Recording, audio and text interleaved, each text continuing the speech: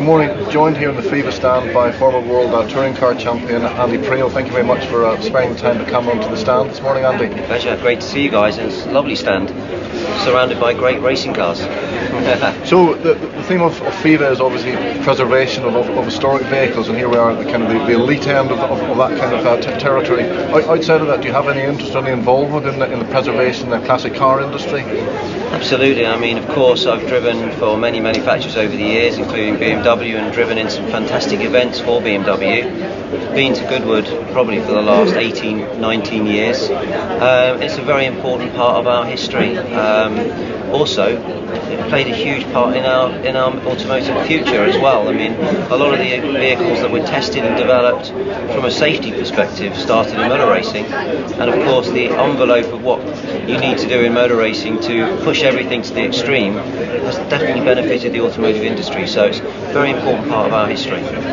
And another thing we've been discussing over the weekend is that, well, you're probably a bit younger than me, but our kind of generation more involved in cars and motorsport generally.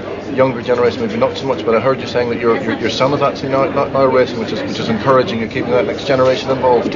Sure, yeah. Sebastian, my son, is driving for Porsche in WEC. We come from a motor racing family. He's the fourth generation of racing driver.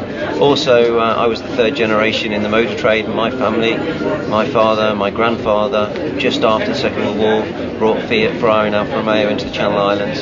So we all have, let's say, some petrol running through our veins, and it's great. You know, I grew up playing around with cars with my father and tuning them up, and obviously miss that now in modern race cars, where you just get in and you type a load of zeros or ones into the ECU and change the mixture, where it's nice to get in and work with the carburetor and get that thing running at the sweet spot.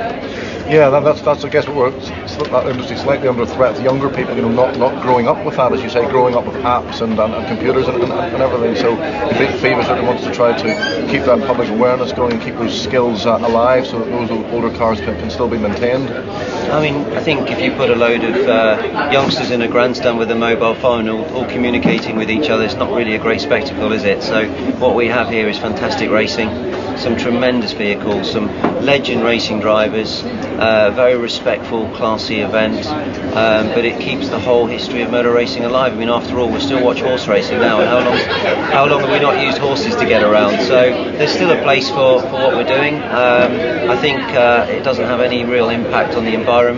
I think it brings a lot of happiness to everybody, and I think it's very, very important to have events like this to keep the history alive.